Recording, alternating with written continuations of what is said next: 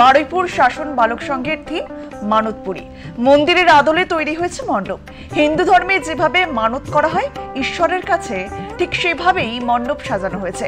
মণ্ডপ জুড়ে চারিদিকে ঝুলছে লাল শালুতে বাঁধা মানতের ইট, একাধিক ঘণ্টা। এক স্বর্গীয় আমেজ তৈরি করতেই এই ভাবনা। এবছর শাসনের বালক সংঘ পা দিয়েছে ৬৯তম বর্ষে। প্রতিমাতেও রয়েছে সাবেকি ছোঁয়া।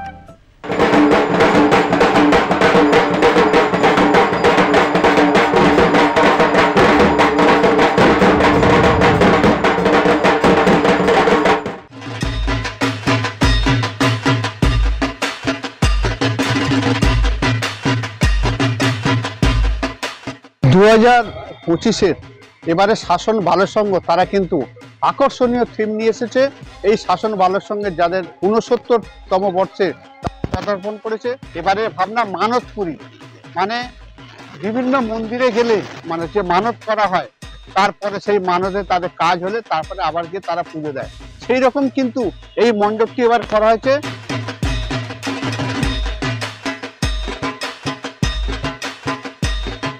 এবছরে আমাদের শাসন বালক সংঘের এবছরের ভাবনা মানতপুরী। এবছরে আমাদের ৬৯তম বর্ষের নিবেদন মানতপুরী। ধর্ম বর্ণের উপরে উঠিয়া ভাসাইয়া মোদের তরি, শারদীয়ার এবছরের ভাবনা মানতপুরী। মানতপুরী বলতে যেটাকে বোঝানো গেছে যে মানুষ এসে যেখানে মানত টানত করে, সেইটা আমাদের নিজস্ব ভাবনায় এটা এবছরে আমরা তৈরি করেছি। মানুষকে বলবো যে আসুন, আপনার শাসন বালক সংঘের প্যান্ডেলটা দেখুন, দেখে নিজের মতন করেই ভাবতে শুরু করবে। আমাদের যেরকম ভাবনা এসেছে, মানুষের মনেও সেই ভাবনাটা প্রতিফলিত হবে। আপনারা না দেখলে এটাকে বুঝতে পারবেন না যে একটা মন্দিরে গেলে যে সব জিনিসগুলো দিয়ে তৈরি বা মানত করতে গেলে যে সব জিনিসগুলো দিয়ে তৈরি, সেইগুলো দিয়ে আমাদের এবছরের প্যান্ডেল তৈরি হয়েছে।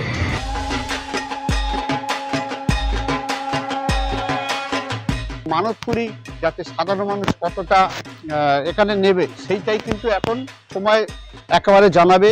যেহেতু এদের তৃতীয়া থেকে উদ্বোধন হচ্ছে, তারপরেই কিন্তু পুরোপুরি খুলে যাচ্ছে। এখন যুদ্ধকালীন পরিস্থিতিতে সেখানে কিন্তু কাজ চলছে এই শাসন বালের সঙ্গে। দক্ষিণ ২৪ পরগনার শাসন থেকে বিশ্বজিৎ নস্কর, আর+।